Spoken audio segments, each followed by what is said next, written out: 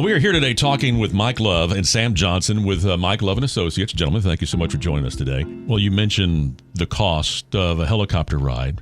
So it's a pretty good lead in here when it talks to actual medical bills, as far as number one, getting in to see a doctor, and number two, how do you get these bills paid, whether it be something as simple as a doctor's visit all the way to a helicopter ride. How about that? We say if it's a serious accident, you want to talk to a lawyer as soon as possible, because there are just literally hundreds of minefields that come up. One of the most common is people will go to let's say I'm out of the hospital and I go to my regular doctor. Sure. And I'm looking, Dr. Smith, I was in a car wreck.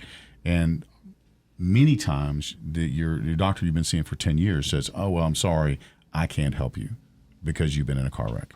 I can't treat you. And the reason that happens is because insurance companies, your health insurance oftentimes has problems paying for it because it's in a car wreck. They throw hurdles in front of the doctor. The paperwork's more, and it's just not worth the doctor's time and effort to fight that. And then, of course, the car insurance is not going to pay anything until the end of the claim. And so you can run into some hurdles with that. There's things with the hospital as well. Why don't you talk about that for a little bit, Sam? Yeah, so we've actually had the experience of hospital staff not asking for or even wanting your health insurance information when you come in after a car wreck.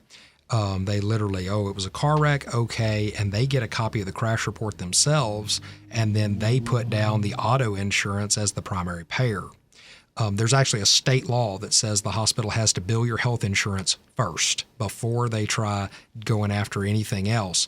And so if they don't bill that health insurance, they can actually charge more. Okay. We all know health insurance gets a huge discount, right? They have these contracts with healthcare providers.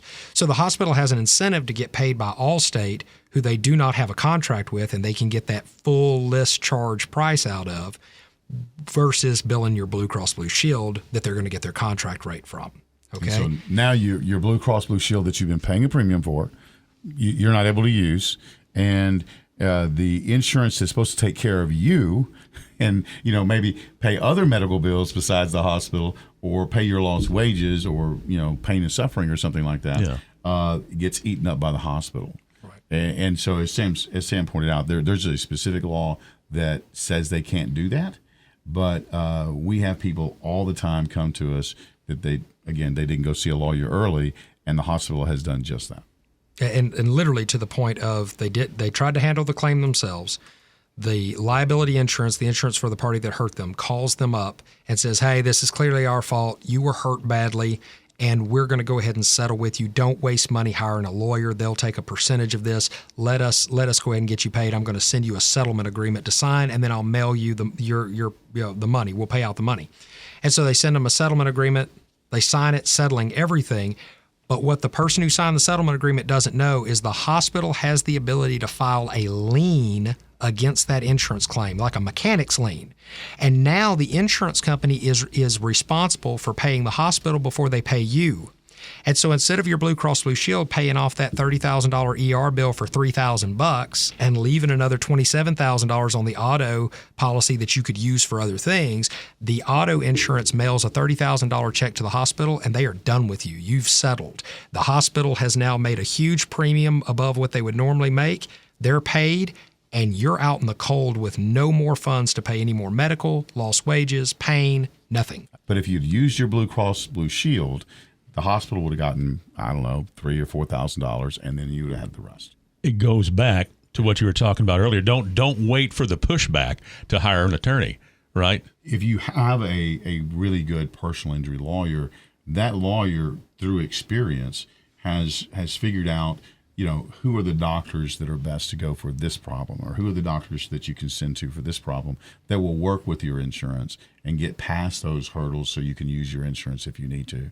Your health insurance is what I mean. Right. And so we find that a lot of what we do is not just in the legal, quote unquote, arena, but in the facilitation.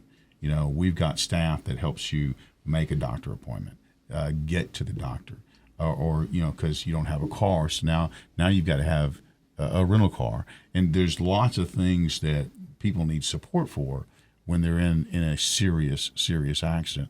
And that's what a really good personal injury lawyer can help you with, is all of those things that you're going to be needing. Yeah, exactly. I mean, that's if nothing else, just to have questions answered, because a lot of the things that you're bringing up, I had no idea, unfortunately.